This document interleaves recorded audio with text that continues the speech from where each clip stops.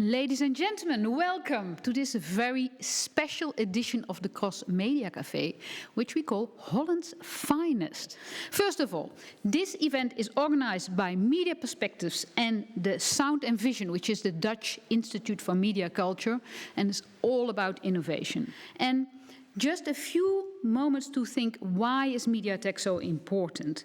The media industry is always in change, and it's always driven by technological developments. This is not something new, but what is new that sometimes now we think that all this innovation is driven by a few Silicon Valley actors, and that other countries are just following their lead. And to be honest, this is not true. A lot of the media innovation is taking place in the tech that is underlying the media landscape. And everybody is, innovating. And a lot of this tech is coming from other countries. And the Netherlands is actually a very good one. Hi, everybody. Well, nice to have two fine gentlemen here at the table. This is Peter Bruggink, one of the co-founders of the Dutch part of NEP. You will explain NEP a little bit later. And Jeroen Elfrich, co-founder of Ex Machina. So happy to be here. We have 10 great Dutch companies here. And let's start, I would say, and then have an introduction video of NEP. So maybe you can take a look at that.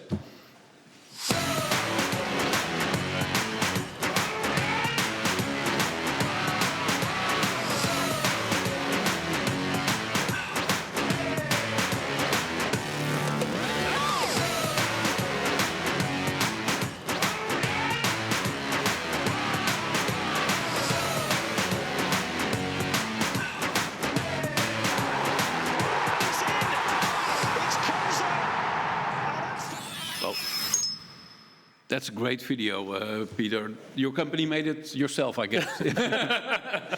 And so we are today with Holland Finest. So what's the finest thing of NEP at the moment? What would you say? I'm proud of that NEP is doing that.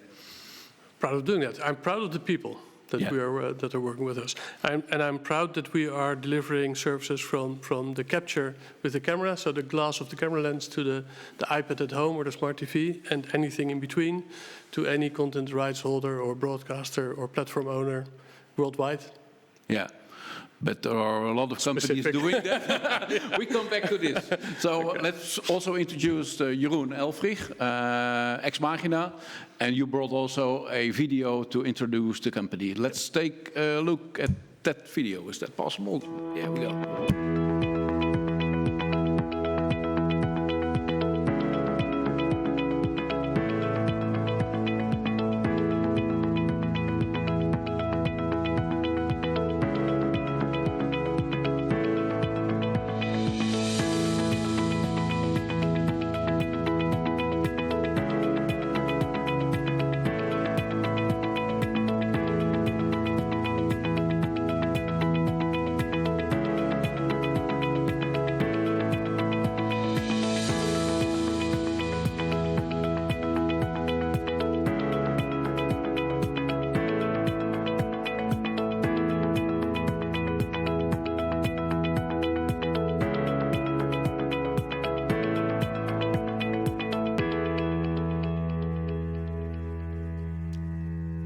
Well, Jeroen, there were a lot of screens which we saw.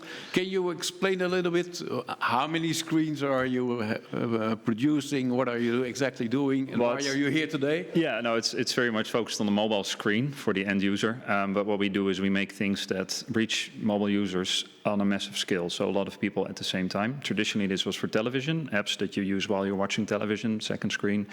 Then it became more and more linked to online video platforms like Twitch.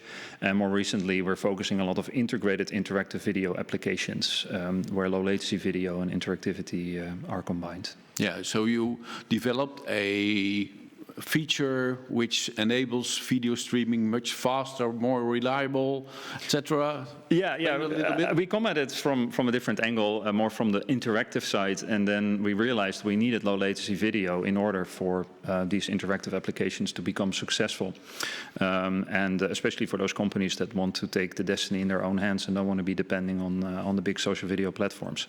But we couldn't find existing video technology that satisfied all our needs, so we developed our own end-to-end low latency live streaming solution, which is a new thing that we've just introduced this year and actually are turning into a separate company. Yeah, so the media industry is constantly evolving and changing, and when we talk about the Holland Finest, I think it's pretty hard to define, okay, what is exactly the finest? There are so many innovations, so many areas, but I think you guys have in common that there is like an innovation which enables interactivity much more than in the past. In the past, we had the broadcasting model. We don't have to talk about that.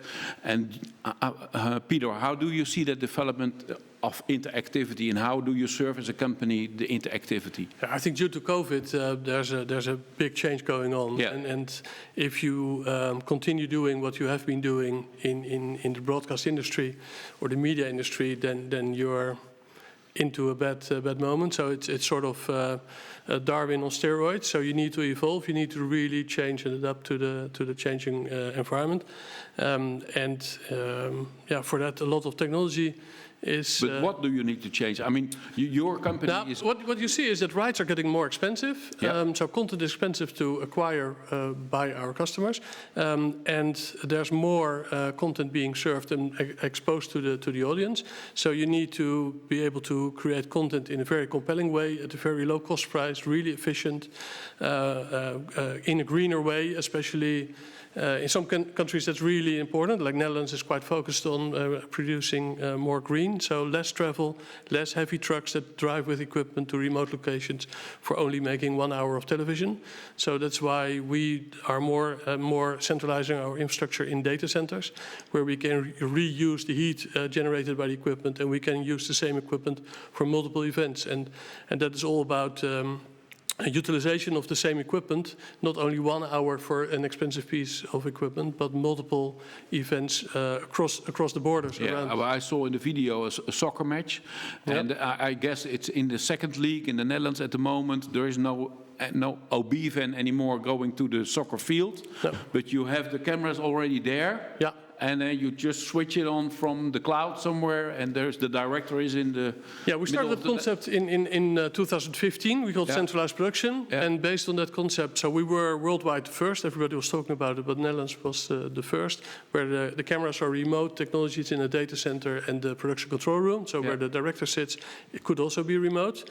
And based on that concept that the Dutch entity is running since 2015, we started that in Australia, which is a huge country if you compare it to entire Europe.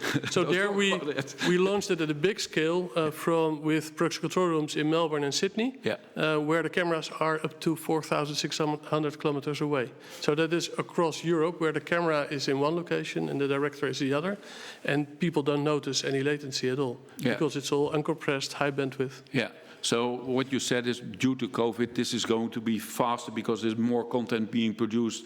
Costs need to be lower, carbon footprint reduction, etc. You mentioned also interactivity and latency. How do these companies fit into each other?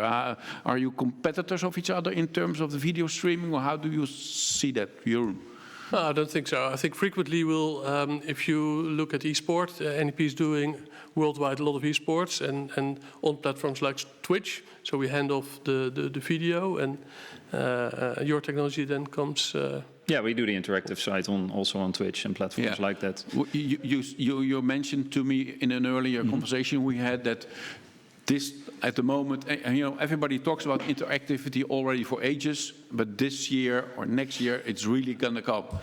Yeah, I was thinking about this. I think interactive television has been around as an idea for decades, but for the television industry, interactivity has always been a luxury. Yeah. It's not a necessity. I think, and this year has accelerated that as well, is that people now all realize that if you live stream, if you distribute the video over the internet, we all spend more time on Zoom calls than we care to admit.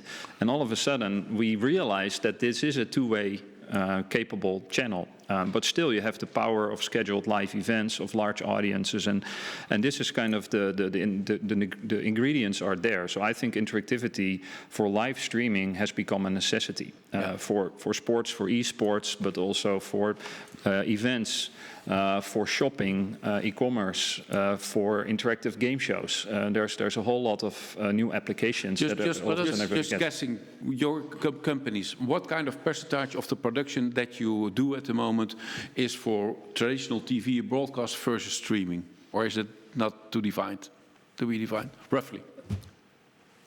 I wouldn't know that worldwide. Okay, well, No. For us, revenue-wise, it's still TV is still larger, but it's the online part has come from almost 0 3 years ago to maybe 30-40% of our business today. Okay, guys, we have to wrap up. I'm sorry, it's already short, and we have 8 other Holland Finest companies to go. So people can ask you questions in the chat. We will all collect the questions. You can reach, you can be reached as well. And thank you for being here.